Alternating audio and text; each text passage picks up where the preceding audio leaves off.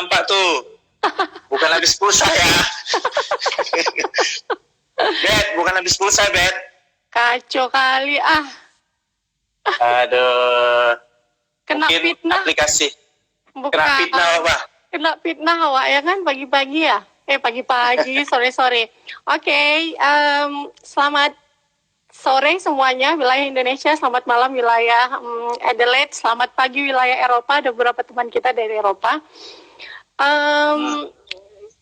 Assalamualaikum, salam sejahtera buat kawan-kawan semua. Assalamualaikum warahmatullahi wabarakatuh. Nah, jadi malam ini kita mau memperkenalkan satu program. Sebenarnya ini program yang sangat ringan sekali, yang dicetus oleh teman-teman alumni Psikologi 99 Universitas Sumatera Utara. Salah duanya adalah saya dan Ihsan. Nah, jadi salah tiga, kalau saya salah tiga. Salah tiga. Nah, jadi ini adalah episode pertama. Kita kasih nama acara ini apa, San? Lupis. Kolak lupis. Kolak lupis. Ya, kolak lupis itu adalah collaboration talk. Alumni. Ya, alumni lulusan Psikologi 99 USU. Nah, jadi kita coba buat menjalin silaturahmi tetap selain dalam bentuk arisan dan reunian tahunan yang nggak pernah jadi-jadi. Akhirnya kita mempertemukanlah diri dalam bentuk seperti ini, ngeluarin hal-hal yang kita diskusiin di grup WA kita hari-hari, yang ributnya kadang-kadang ribut, kadang-kadang diam. Nah, jadi kita keluarin dalam bentuk talk ringan seperti ini gitu. Nah, Oke. Episode pertama. Nah, jadi rencananya kita mau bikin beginian. Kira-kira enaknya kayak mana, San? Mau seminggu sekali, sebulan sekali, atau gimana? Ya, biasanya sih kalau buat acara ini, yang trending sekarang tuh 2 hari, 3 hari, kita langsung ya ngisi sebelum buka puasa lah ya kan. Ya, kalau di Medan ini ntar lagi mau buka puasa. Tapi kalau di Desi udah buka puasa. Selamat buka puasa, Des. Nah, jadi sementara ini kita mungkin bikinnya 1 minggu 1 kali dulu ya. Jadi ini masih masa trial and error ya. Jadi at least kita ngumpulin viewer dari kita sendiri yang para alumni. Yeah. Nah gitu. Jadi ini jadi kayak ajang ya silakan mau komen-komen lah gitu ya. Jadi sesama teman dan dari teman-teman yang ngikut kita di akun kita masing-masing. Oke, judul untuk episode pertama ini seperti yang udah kita iklankan.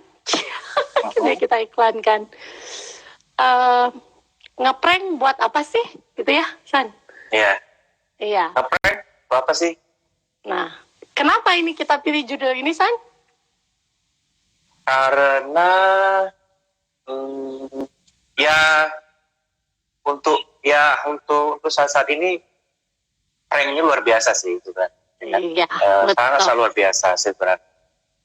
Jadi karena sebenarnya jujur aja nih karena pencetus utamanya itu adalah karena kasus yang kemarin di TV tentang pembagian sembako berisi sampah. Nah, jadi kita coba ulas sedikit, nggak usah terlalu panjang kayak so ahli gitu. Jadi prank itu apa sih sebenarnya? Asal muasalnya tuh dia dari satu kata prank. Artinya apa coba? Definisinya apa? Kita sering dengar-dengar aja gitu, tapi definisinya itu seperti apa? Kalau saya itu prank itu bahasa Inggris lah ya. Karena saya nggak kurang hebat bahasa Inggris, pakai bahasa Indonesia aja lah ya kan. Kalau bahasa Indonesia sebenarnya simpelnya sih sebenarnya gini. Suatu lucon sebenarnya awalnya. Suatu lucon yang dibuat untuk melihat ekspresi orang sih sebenarnya awalnya. Kalau saya yang artikan, bukan banyak bahasa-bahasa yang lainnya, tapi kan persepsinya itu. Untuk awalnya hanya melihat bagaimana sih ekspresi orang ketika kita buat suatu lelucon. Nah itu sih pertama kali. Tapi lambat laun awalnya dari lelucon yang akhirnya sekarang menjadi konten. Nah, ini yang susah. Kalau udah jadi konten, nah ini jadi masalah. Nah, itu sih kalau menurutku. Kalau menurut Dek Nong gimana?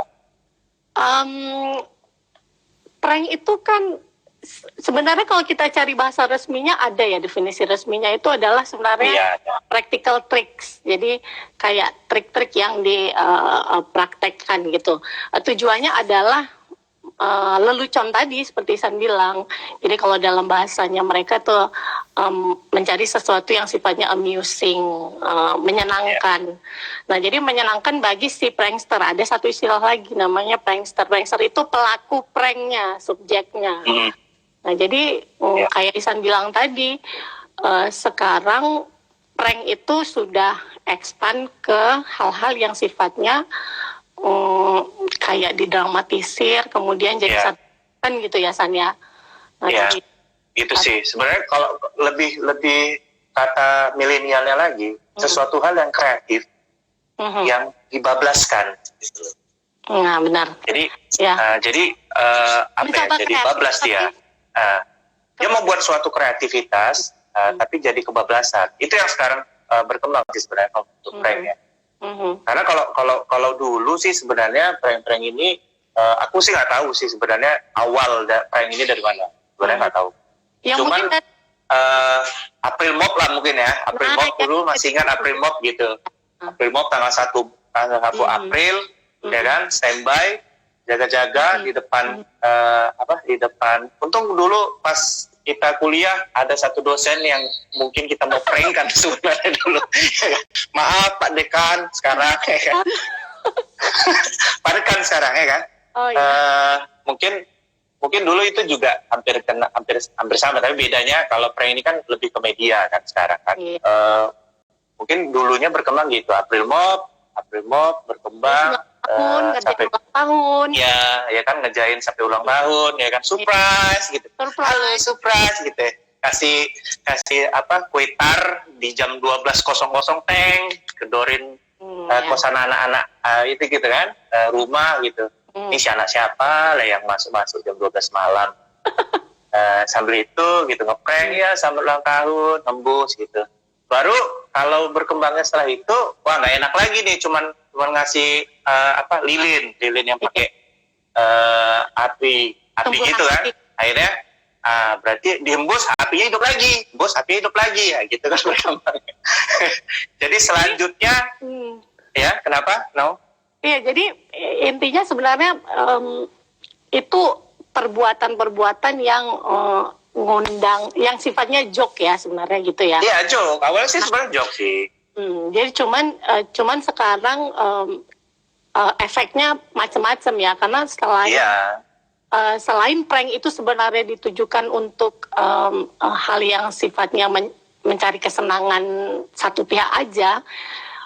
Ada juga orang menggunakan bahasa prank itu untuk social eksperimen, San. Jadi tahu sendiri kan, kayak misalnya youtuber ini bilang ini mau ngeprank nih, padahal dia sebenarnya mau bagi-bagi duit, misalnya gitu ke ojek, gitu.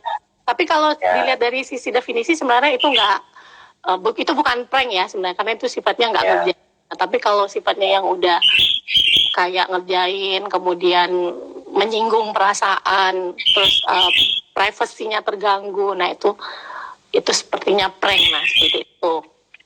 Nah, jadi kalau aku lihat sih, coba kita bahas ya kayak yang dilakuin sama si FP ya,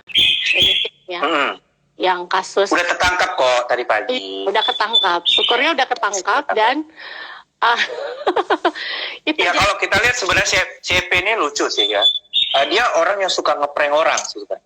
Tapi ketika yang di kantor polisi kalau kita lihat ya sebenarnya ekspresi dia, kalau kita anak psikologi, ekspresinya itu sebenarnya nggak suka. Jujur kalau kita lihat ya ekspresinya, kamu ntar lagi dibebaskan ya, tapi itu bohong katanya gitu kan. Ekspresi dia kan langsung berbeda. Kan, itu sebenarnya sih jadi objek.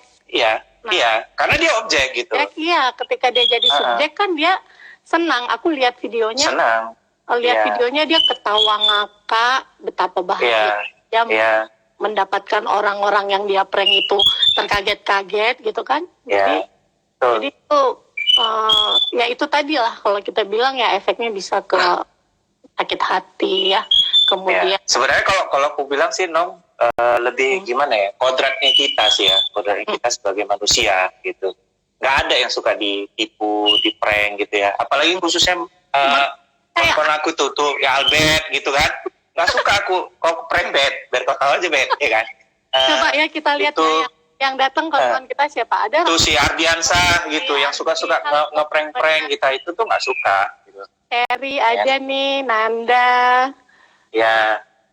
Juli, rame kok nih teman-teman kita juga. Iya, kami. Ya kan? Jadi sebenarnya kalau aku bilang sih itu kodratnya kita nggak ada yang suka sih di prank ya. Apalagi sampai bully orang di sekitar kita ketawa, kita sendiri yang diem gitu kan, itu nggak ada. Walaupun siapapun lah, kalau saya bilang, walaupun siapapun itu nggak suka lah sebenarnya. Iya bisa. Cuman bedanya orang kita lebih suka ketika orang sendiri yang dibully atau dia apa itu, dia ketawa, dia lihat orang gitu, nah itu suka. Nah itu beda juga gitu, itu yang lucu juga kita. Yang beda aneh kita di situ sih. Nah. Iya, jadi prank ini kan sebenarnya kayak apa sih, orang prankster ini kalau menurut aku ya, dia itu sebenarnya orang yang lack of maturity ya, jadi orang yang kurang matang lah kalau kita bilang. Coba perhatikan Mas San, pelaku prank ini kalau enggak remaja ya dia itu pasti dewasa awal gitu, karena kalau orang makin matang, makin tua, dia mungkin udah jadi cuman ikut-ikutan atau apa gitu ya, tapi kalau sebagai pelaku utamanya ya itu tadi gitu. Tapi kalau anak-anak, ada sih 1-2 anak-anak, kenapa tuh bisa kayak gitu, mungkin nyontoh orang tuanya kali ya.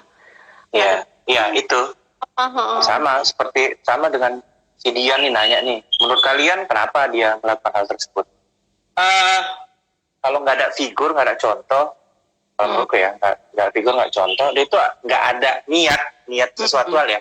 Bisa aja niat karena ingin melihat orang tertawa atau untuk dapat sesuatu, itu misalnya bisa aja income ya, itu dia nggak akan mungkin lakukan itu gitu. Iya.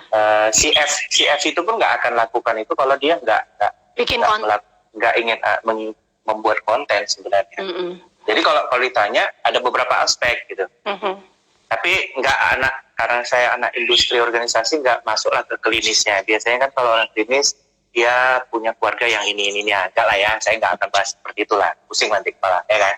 Anak industri nggak sampai di situ.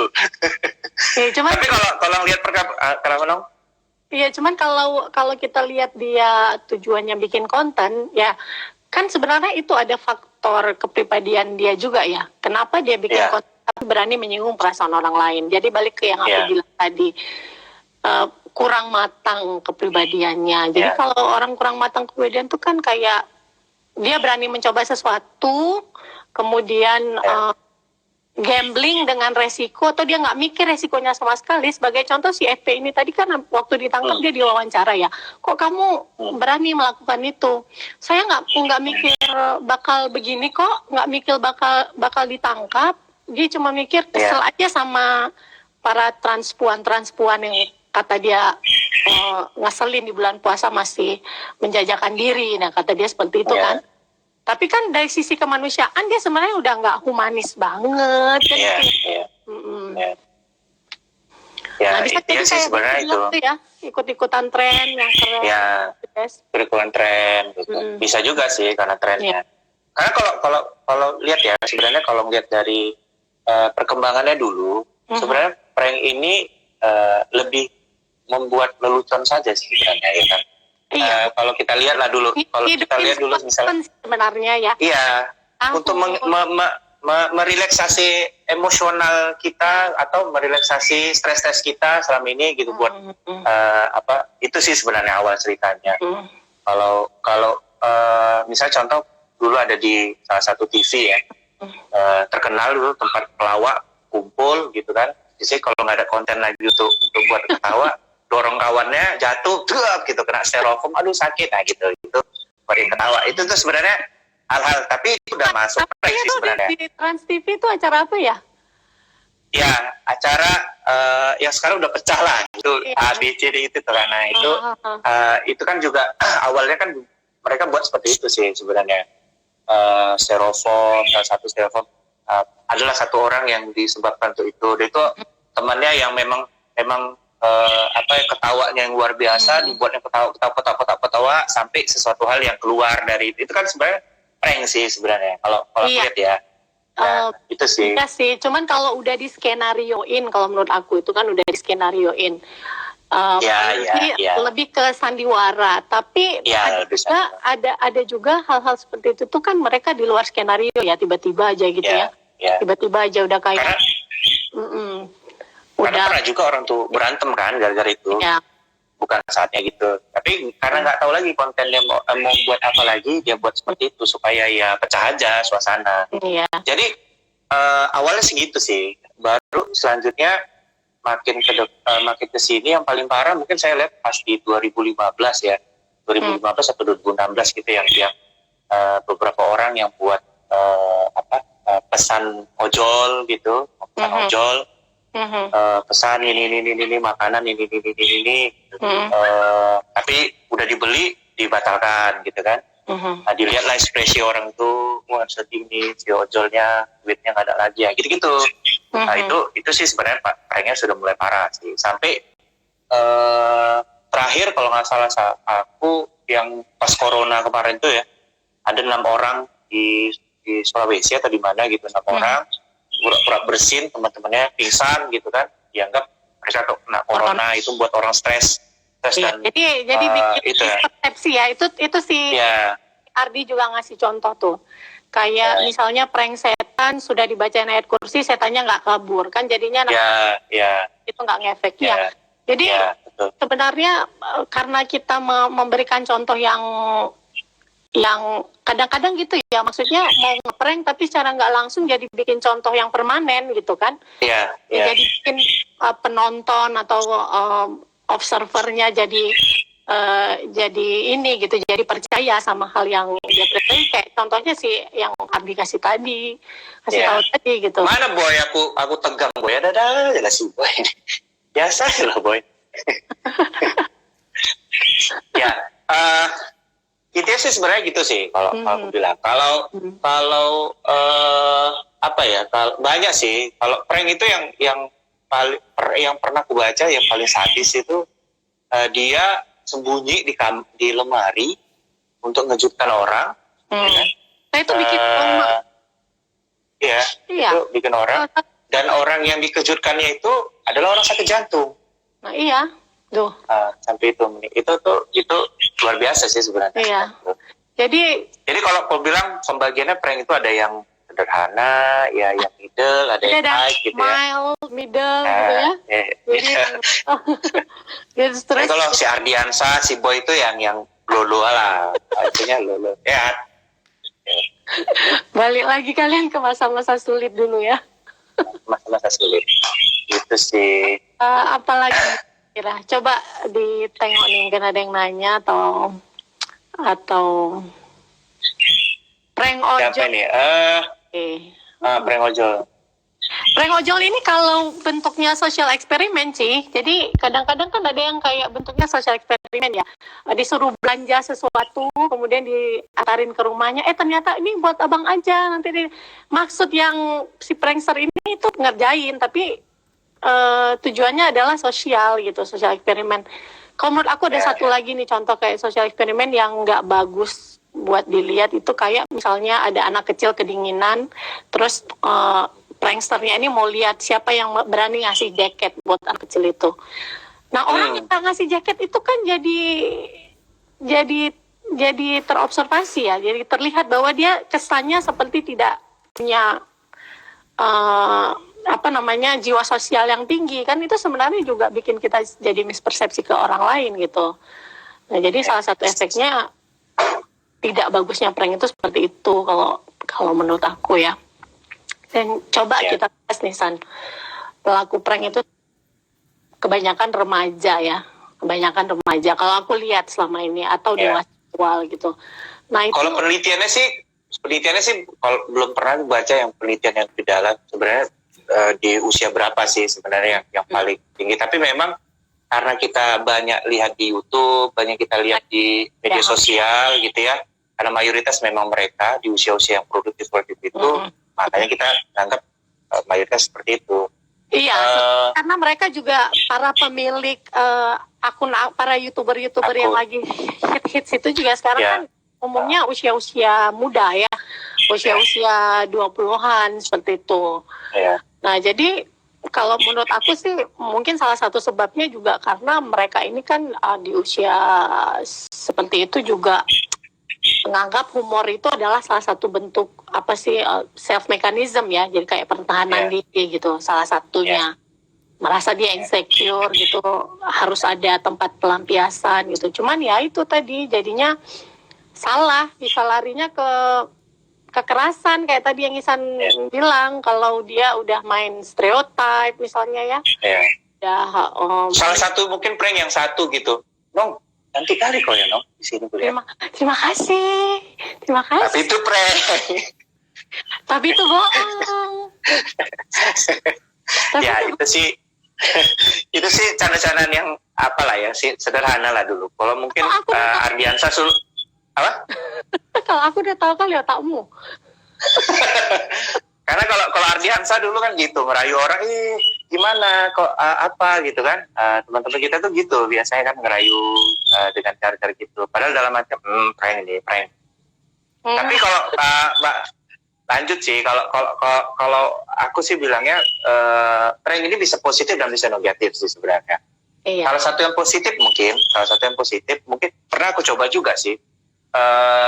Ya anakku yang kedua-duanya suka nonton YouTube, ya kan? Kedua-duanya suka nonton YouTube. Jadi pas tidur buat hitam matanya, ya kan? Buat hitam? Apa? Iya, buat itu macam celak gitu, celak hitam gitu. Pas bangun kita videokan dia, gitu. Itu hitam gara-gara nonton. Itu sebenarnya dulu booming lah 2017 atau 2000 berapa gitu, aku lupa. Akhirnya dia jerah, nggak mau juga kita masuk gitu, 2 jam aja ya, atau 1 jam saja ya, 1 hari ya, nontonnya. Jadi pelan-pelan atau pelan-pelan kita triknya gitu. Itu sih sebenarnya. Kasihan juga anakmu dikerjain bapaknya ya. Ya itu prank, kalau aku bilang itu pranknya positif. Cuman ya kan, dalam sisi apa ya namanya, prank itu ada batasnya juga sih sebenarnya. Kalau di keluarga, contoh sih sebenarnya kalau anakku yang pertama udah sekolah sekarang, jadi kalau malam itu biasanya aku tanya, gimana sekolahnya, gimana kawan-kawannya. Nah kalau dia itu biasanya dia akan jelaskan tuh, iya tadi main sama si Anu, si ini, si itu, si ini. Tadi juga ada main-main ini gitu. Nah, bisa saja di satu waktu dia akan diam gitu. Oke, kalau sekali kita ya namanya anak-anak berantem itu lumrah lah. 2 kali, 3 kali gitu. Nah, lama-kelamaan kok makin lama dia makin seperti ini, kita mulai harus menggali lagi lebih lanjut gitu. Bisa saja gitu kan. Hal-hal yang awalnya ngebully gitu, akhirnya buat prank-prank sama yang lainnya gitu, atau ya itu bisa jadi. Karena apa? Karena anak-anak pada usia-usia mereka itu rentan sih, emosionalnya itu masih belum terbentuk lah. Nah, belum terbentuk lah. Ya kadang-kadang dilihatnya ayah sama bapaknya yang mungkin buat leluconnya ABCD, dianggapnya itu biasa saja gitu, dan itu yang dilakukannya di luar. Ini Juli ada nanya, kalian perlu ada hukum khusus buat prankster ya, kalau kita sebut prankster ini. Kalau menurut aku sih Jul, itu tergantung efek yang ditimbulkan ya. Contohnya kalau kayak si FP ini, efeknya adalah jadi dia itu tuduhannya seperti apa ya, pelecehan ya sebenarnya. Jadi kayak semacam pelecehan. Atau kalau larinya ke violence, atau kalau larinya ke melukai gitu ya, otomatis harus diadukan kalau menurut aku seperti itu. Tapi kalau cuman prank yang tadi mungkin sedikit menjawab yang kayak Cut Aida nanya juga, kalau yang sifatnya lebih mild misalnya ya kayak yang enggak terlalu berefek secara fisik secara langsung atau tidak terlalu berefek secara psikis. Misal contohnya adalah kayak ulang tahun ngerjain kuenya dilemparin misalnya gitu ya, atau pas lulusan bajunya dicoret-coretin misalnya, jadi itu tidak terlalu secara fisik kena gitu ya. Nah itu mungkin nggak perlu lah ya. Mungkin maksud dari yang ngeprank ini juga adalah buat ngidupin satu event gitu misalnya, supaya berkesan lulusannya, supaya berkesan apa sih namanya ulang tahunnya, mungkin seperti itu kalau menurut aku.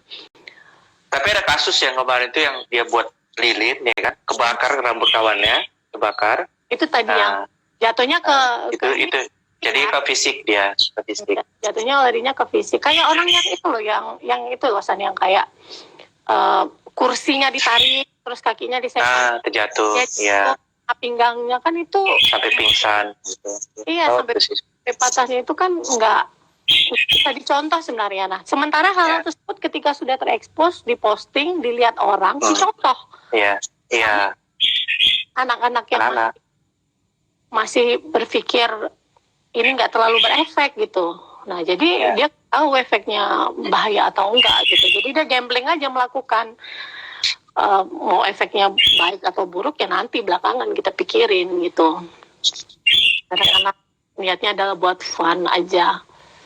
Gitu, coba dilihat. Yang lanjutin untuk yang undang-undang itu sih sebenarnya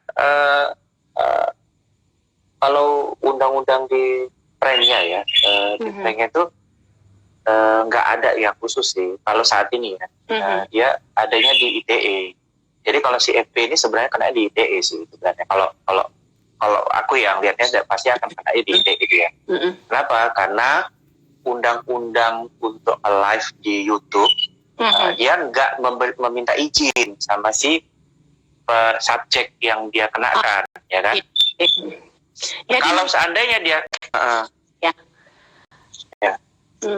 jadi kalau seandainya si subjek itu dapat izin, ya oke, saya dibolehkan, nggak kena. Iya. Nah, jadi mungkin kalau jadi mungkin bisa kenanya itu karena si subjek ini mungkin merasa dipermalukan ya. Ya. Jadi privasi dia terganggu. Kan muka dia tuh kelihatan ya waktu dia ngasih apa sih namanya bingkisan itu, kan muka dia tuh bisa dilihat secara jelas. Ya. Gitu. Dan makanya kan nekat itu luar biasa dia. Gila, dan dia bisa dengan santainya aja gitu. Ya.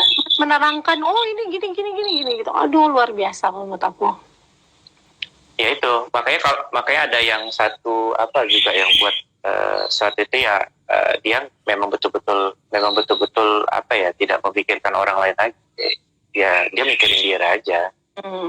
Itu yang susah sih. Kalau udah orang mau buat prank itu hanya untuk dirinya sendiri aja, tidak memikirkan lagi, aduh susah lah. Iya, jadi dia udah nggak ada pertimbangan lah ya, gitu istilahnya ya. Nggak ada pertimbangan. Nah, yang sedihnya lagi kemarin aku baca ya di Jerman. Tapi aku nggak tahu bahasa Jermannya yang betul yang apa gitu. Dia namanya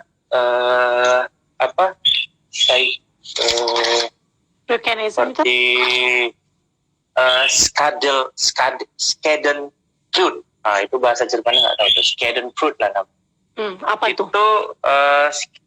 Schaden itu kerusakan atau bahaya. Artinya kalau Freud itu sukacita ketika